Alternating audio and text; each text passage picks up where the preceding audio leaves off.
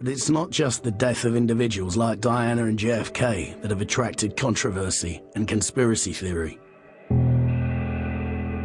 Sometimes the death of many thousands of ordinary people can have exactly the same effect. On September the 11th, 2001, one of the most momentous events in recent world history took place. In New York, 2 jets flew into the World Trade Center. Both buildings collapsed.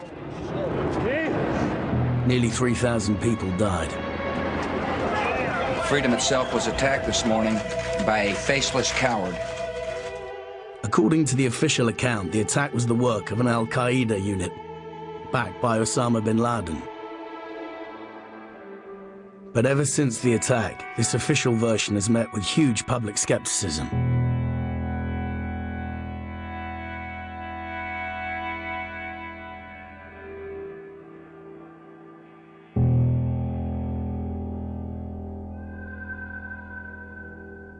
George Bush is the biggest terrorist on earth. I think this is pretty accurate. A little guy on a stick pretty much being puppeteered by someone telling him what to do. I think George Bush played a big part in 9/11. September 11th was definitely a PR campaign for George W. Bush to support his presidential election. 9/11 is without doubt the most fiercely debated conspiracy theory there is. Thousands are now questioning the events of that terrible day. But if 9/11 wasn't the work of terrorists, just who did bring down the Twin Towers? One man thinks he has the answer.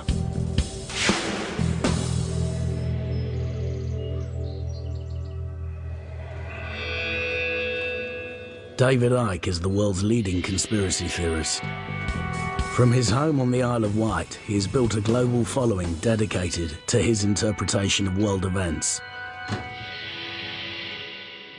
In 15 years, he has written over 15 books that have been translated into more than 30 languages. His website attracts millions of hits a year, while thousands pay to hear him talk. David Icke has studied countless conspiracy theories, but for him, 9/11 is the most obvious of all. 9/11 was an attack on the human mind to justify more surveillance, more control, and the war on terror. Wherever you look in the 9/11 story, the strand here does not connect to strand there. And if you can connect that, then neither of them connect to that. And the real reason is tapestry of lies. The official story is asking us to believe that 19 hijackers, most of whom were incompetent in one-engine Cessnas, somehow managed to fly these massive jets so brilliantly that they did incredible maneuvers to make happen what happened. The planes were remotely controlled. Just by coincidence, there were war games going on, and these war games included make-believe scenarios of planes being hijacked and being flown into buildings.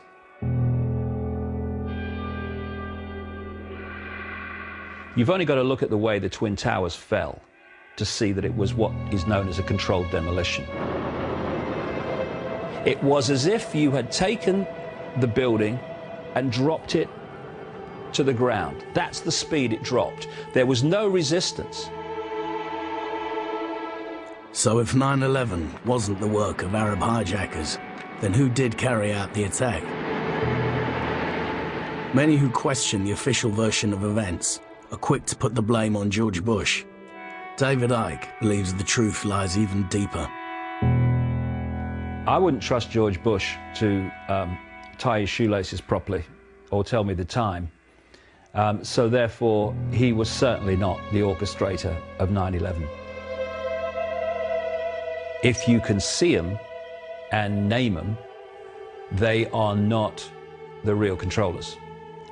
The people really in control do not put themselves on public display where they can be targeted. They're what I call the shadow people. They operate in the backgrounds. These people who are put forward to run for office are selected by this shadowy group that calls itself the Illuminati, the illuminated ones, illuminated into knowledge that the rest of the people don't get. A network of secret societies and interbreeding families. Now, as these bloodlines... According to Ike, the Illuminati are a secret elite of ancient families. United by shared bloodlines, they secretly plot to control the world's population and further their own power. You can name certain families. The Rothschild banking dynasty, massively part of this. The Rockefeller family in America are massively part of this. The royal family of Britain, the Windsors, is part of this. Prince Philip is much higher in the hierarchy than the Queen.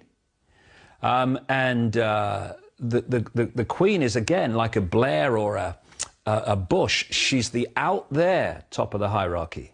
But actually in the hidden hierarchy, she's much further down.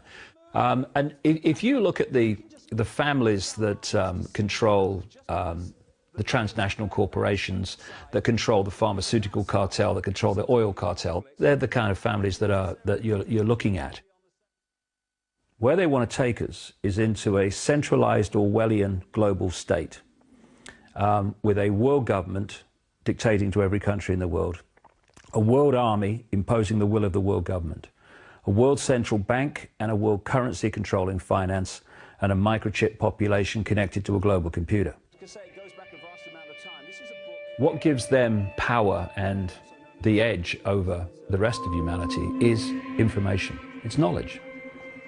And all the time we are being indoctrinated to believe things that lead to behavior patterns that suit the Illuminati's plan for the few to control the many.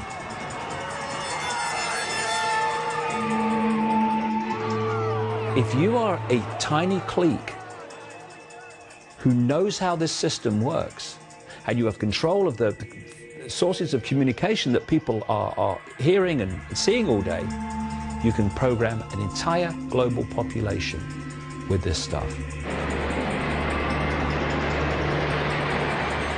David is convinced his theory on 9/11 is correct, but many others are not so sure. David Icke believes firmly that 9/11 was an inside job, and not as a kind of a tentative hypothesis or something that should be explored, but rather as an absolutely clear, in-your-face fact. Now, this is a problem because even if you could take bits and pieces of this evidence, for example, if you could take at face value the possibility that the towers were brought down by plastic explosives, even if that had been the case, you would still have to establish a chain of complicity between who planted the explosives and the government. But David Icke firmly believes that 9/11 was an inside job, carried out by an all-powerful Illuminati, incapable of human empathy.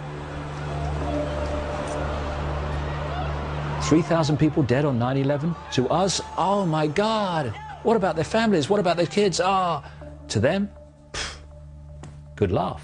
I'm not kidding.